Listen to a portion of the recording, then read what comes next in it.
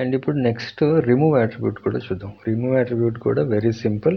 ఈ సెట్ అట్రిబ్యూట్కి ఆపోజిట్గా, set attribute అనేది ఎలిమెంట్ లోపల ఏదైనా అట్రిబ్యూట్ని సెట్ చేస్తుంది.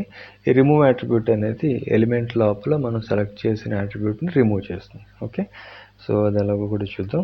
ఫస్ట్ ఇక్కడ మనం ఈ వెబ్ పేజ్లో ఈ మెయిన్ సెక్షన్ ఉంది కదా, ఈ మెయిన్ సెక్షన్ లోపల ఉన్న క్లాస్ని లేదంటే ఏదైనా ఒక అట్రిబ్యూట్ని టార్గెట్ చేసి ఆ అట్రిబ్యూట్ని రిమూవ్ చేద్దాం. సో దానికోసం ఇక్కడ HTMLలో ఇక్కడ మెయిన్ సెక్షన్ ఉంది కదా, ఈ మెయిన్ సెక్షన్లో ఈ క్లాస్ ఉంది. ఈ క్లాస్ని టార్గెట్ చేసి ఈ అట్రిబ్యూట్ని రిమూవ్ చేద్దాం.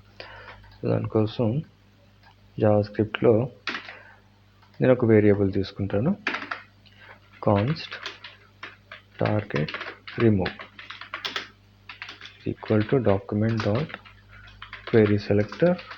అండ్ ఇప్పుడు మనం టార్గెట్ చేస్తుంది క్లాస్ కదా, నేను అందుకని ఇక్కడ డాట్ వాడి మెయిన్.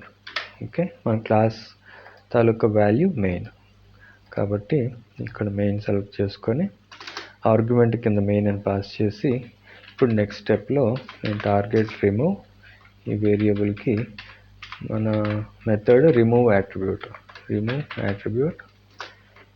తర్వాత ఈ రిమూవ్ అట్రిబ్యూట్కి మనం ఆర్గ్యుమెంట్ కింద ఏం పాస్ చేయాలి, ఏ అట్రిబ్యూట్ని మనం రిమూవ్ చేయాలనుకుంటున్నాం. ఇక్కడ మనం రిమూవ్ చేయాలనుకుంటున్న అట్రిబ్యూట్ క్లాస్ కాబట్టి ఇక్కడ క్లాస్ అని నేమ్ పాస్ చేయాలి ఇలా.